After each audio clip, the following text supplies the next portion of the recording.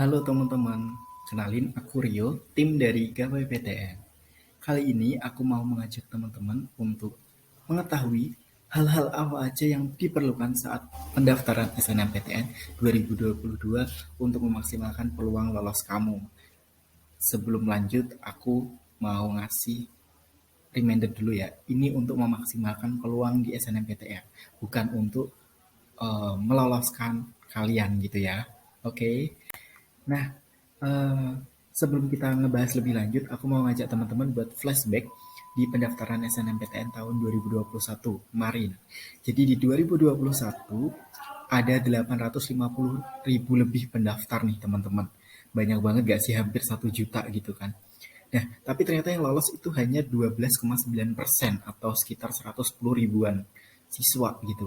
Di mana ini juga dibagi. Ternyata 90% lebih itu diterima di pilihan satu, sedangkan kurang dari 10%-nya diterima di pilihan dua. Jadi benar-benar pilihan satu itu pilihan yang krusial, pilihan yang paling penting dan harusnya sih yang paling dipengenin teman-teman gitu kan ya. Karena pilihan satu, pilihan prioritas gitu. Hal-hal atau poin penting apa sih yang perlu diperhatikan gitu ketika nanti teman-teman mendaftar di SNMPTN 2022? Yang pertama ada indeks sekolah, nilai rapot, prestasi atau portofolio, urutan pilihan, dan juga keketatan persaingan. Nah, kita bahas yang pertama tentang indeks sekolah. Oke, di indeks sekolah ini itu banyak yang perlu dilihat gitu. Terutama ini dari segi universitas yang melihat sekolah teman-teman gitu. Itu yang pertama ada akreditasi sekolah gitu. Apakah akreditasi sekolah teman-teman itu A atau B atau C atau bahkan belum terakreditasi. Lalu sekolah teman-teman itu negeri atau swasta seperti itu.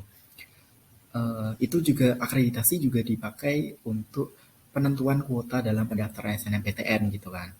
Lalu yang kedua ada alumni sekolah, di mana dilihat nih jumlah alumni sekolah yang lolos di SNMPTN, SBMPTN maupun di Mandiri yang masuk ke kampus tersebut. Lalu juga prestasi alumni sekolah teman-teman di kampus tersebut gitu. Jadi kayak eh, kakak kelas kalian tuh yang masuk ke kampus atau PTN itu tuh berapa dan prestasinya gimana itu akan dilihat oleh kampus gitu. Apakah nanti baik atau enggak. Kalau baik mungkin nanti akan menambah gitu. Adik kelas eh, di sekolah itu akan diambil lebih banyak kuotanya gitu kayak gitu.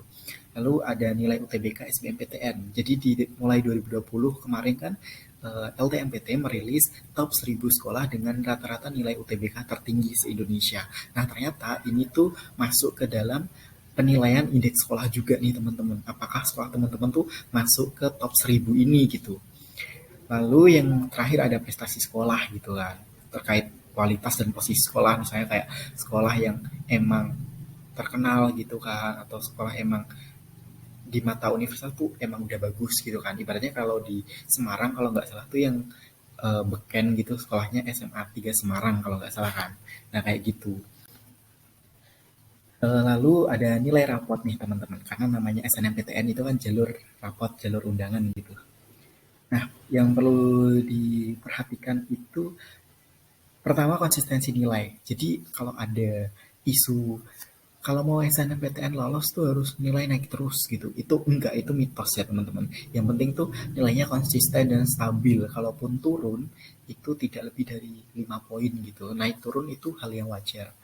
Lalu yang kedua, nilai mapel utama, karena itu digunakan sebagai penentuan rankingan eligible di sekolah gitu kan. Untuk IPA, IPS, Bahasa, SMK sudah tertera ya teman-teman.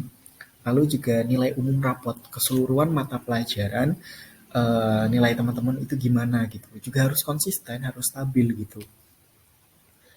Nah, selanjutnya tentang relevansi nilai. Ini berkaitan dengan pemilihan jurusan nanti, teman-teman. Tidak semua pelajaran itu akan dilihat nilainya gitu. Sebenarnya kan semua nilai itu akan diinput, tapi ternyata tidak semua itu dinotis gitu. Jadi misalkan saja nih teman-teman mau ambil prodi manajemen. Nah, berarti nilai yang akan dinotis banget atau yang dilihat banget yang akan mendapatkan proporsi penilaian lebih banyak itu mata pelajaran matematika, ekonomi, dan bahasa Inggris gitu. Nah, gimana mata pelajaran lain, ya itu sebagai support aja, pendukung aja gitu. Nah, contoh lain juga di prodi komunikasi, itu yang akan dilihat sosiologi, bahasa Indonesia, dan bahasa Inggris.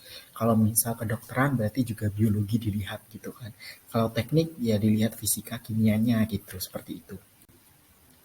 Nah, selanjutnya ada prestasi atau portofolio. Ini juga penting, meskipun faktor pendukung, tapi ini juga penting karena sebagai pembeda teman-teman dari lawan teman-teman gitu. Kalau teman-teman cuman punya rapot aja nih, semua juga punya rapot gitu. Tapi nggak semua punya prestasi atau portofolio gitu.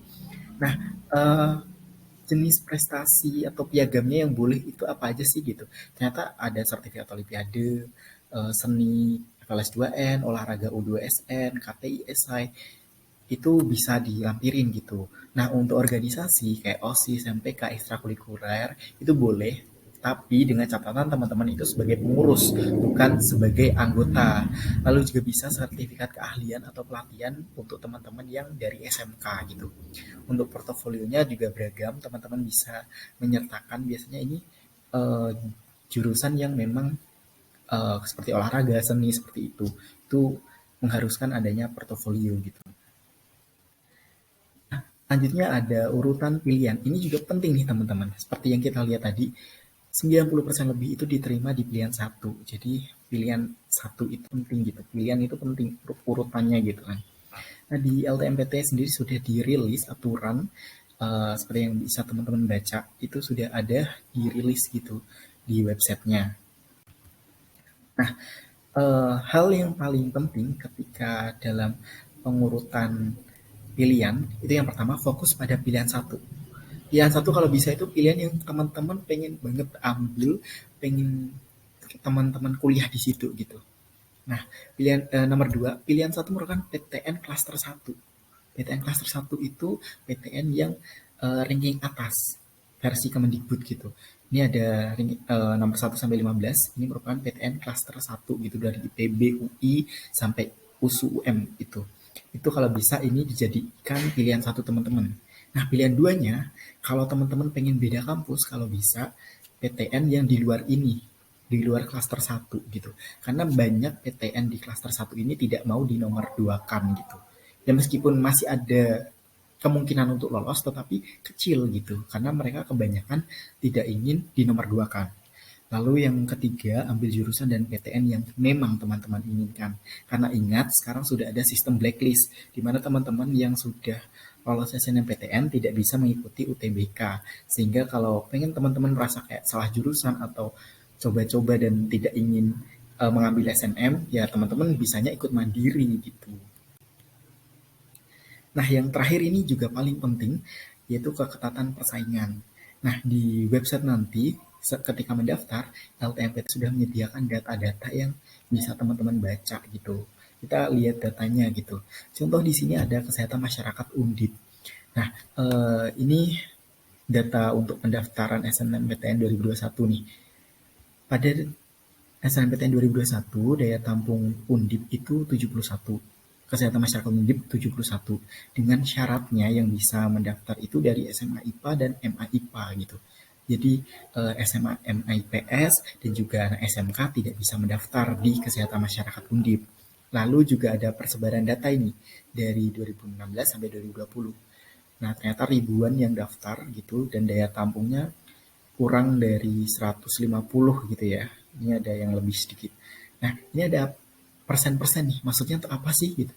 Persen-persen ini tuh keketatan. Jadi semakin kecil angkanya itu semakin ketat.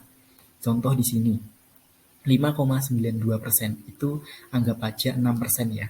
Berarti hanya 6 siswa dari 100 pendaftar yang lolos gitu. Gitu ya. Jadi semakin kecil angkanya itu semakin ketat gitu teman-teman.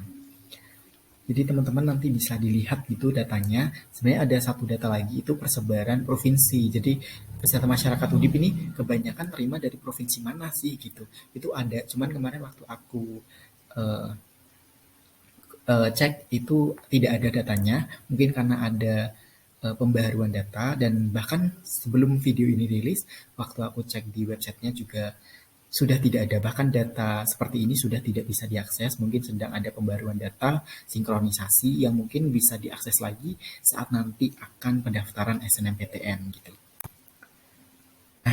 Dari hal-hal tadi pahami penting ya hal-hal tadi supaya peluang teman-teman lolos itu lebih besar gitu. Kita tidak membicarakan ini pasti akan lolos jika kalian memperhatikan hal-hal tadi, tapi akan meningkatkan atau memaksimalkan peluang gitu.